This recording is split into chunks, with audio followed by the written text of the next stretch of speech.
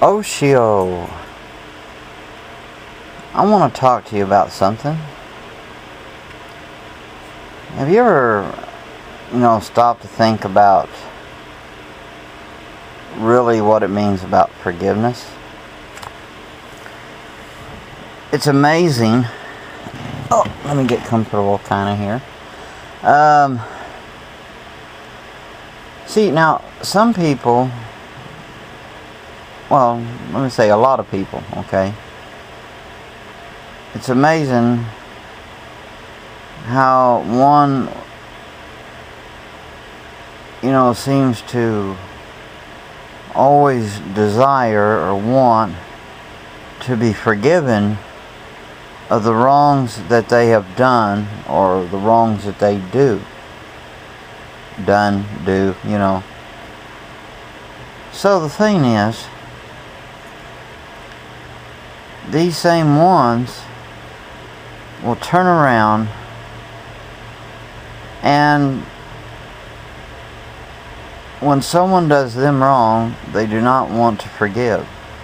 They want some kind of, call it what you will, revenge, vengeance, getting even, and no matter what, they won't forgive.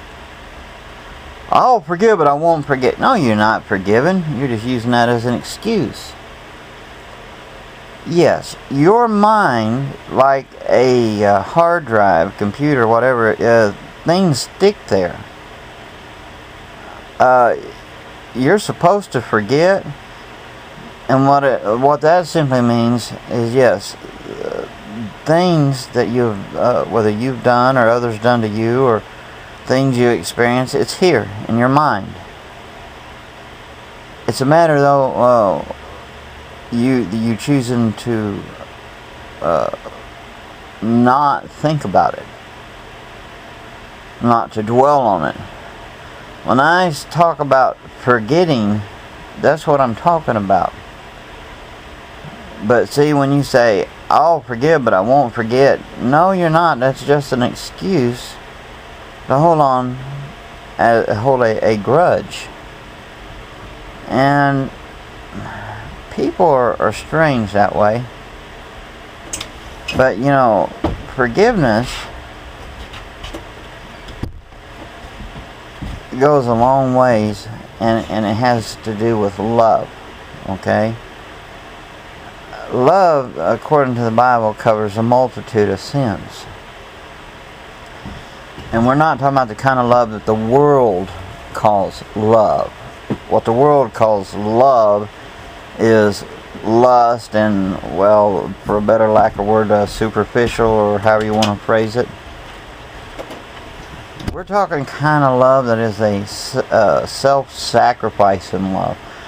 A love that says, no matter what you've done to me, I won't hold it against you.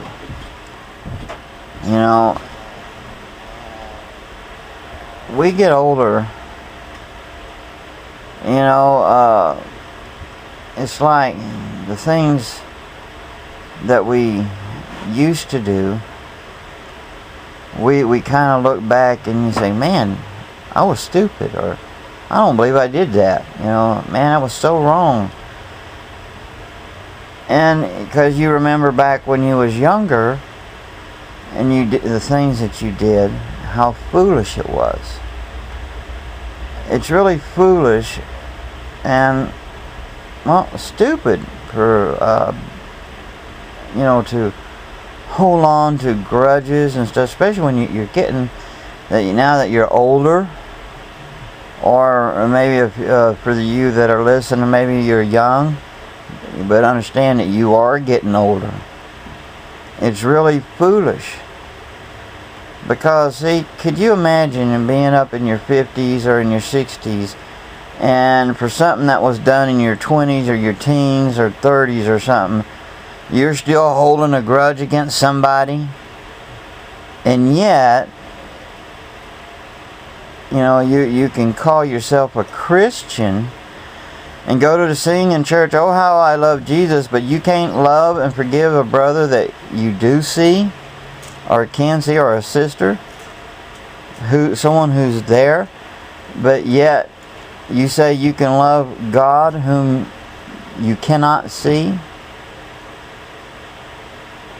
You need to read all the letters excuse me, of John, 1 John, 2 John, 3 John. I really recommend you read that, especially 1 John. You want to learn a little bit about love, that would be a good one. You know. So the thing is, if you're holding on to a grudge, if somebody has, it doesn't matter if it's your worst enemy. Yes, we remember things because it's in our mind, but you're supposed to forget it, not to dwell on it, not to bring it up even in your mind, not let alone not even to be talking to it to someone else, because you're bringing it up, and you go dwelling on it with yourself, thinking on it, you're bringing it up. So, thing is, when someone does something against you, forgive them. Even when they have not asked you to forgive them in your heart. Because you got to remember, when you get down to pray, and if you're not forgiving people, and you're not even willing to, then you have no right to ask God to forgive you. Because you know what? He won't, until you forgive. Now, a lot of you already know or understand about forgiveness, and there's a lot of us out here that has heard it, but tends to forget what forgiveness is really about. So you got to forgive if you want to be forgiven. And if you got something against somebody, no matter who they are and what they did, period, no matter what it is, you keep holding that onto that, it's not going to eat you up. But understand, God will never forgive you, and that can keep you out of the kingdom. Oh yeah, a lot of people don't understand that. You need to read the Gospels again. But I'm trying to encourage you to think about forgiveness. And if you're struggling with it, ask God to fill your heart full of His love, and to help you to forgive. If you will believe that He can and will, then He will. Yes, there's times we can get angry and things, but sometimes if you don't keep that in check, you know what happens? You mess up big time. So, let us think about the people in our lives, things that they have done to us, and think about our feelings towards them. You know, in our walk with God, you know, our relationship with Jesus Christ. You know, to stop and think what it means about mercy and forgiveness and love. You know, love your enemy, Jesus said. And those who despitefully use you, pray for them, forgive them, and do good to them. You overcome evil with good. Don't be overcome by evil. So don't, and hate and unforgiveness and everything, that's evil.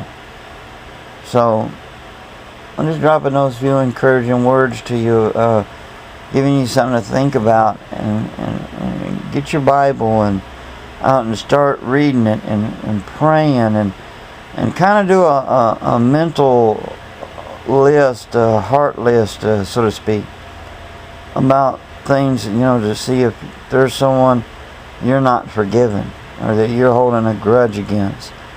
Get rid of that thing before it destroys you. And also, because see, you will also destroy them further, as well as with, along with yourself, if you hold on to that thing. So, a little food for thought. God bless you. Shalom and Aho. Gugeu.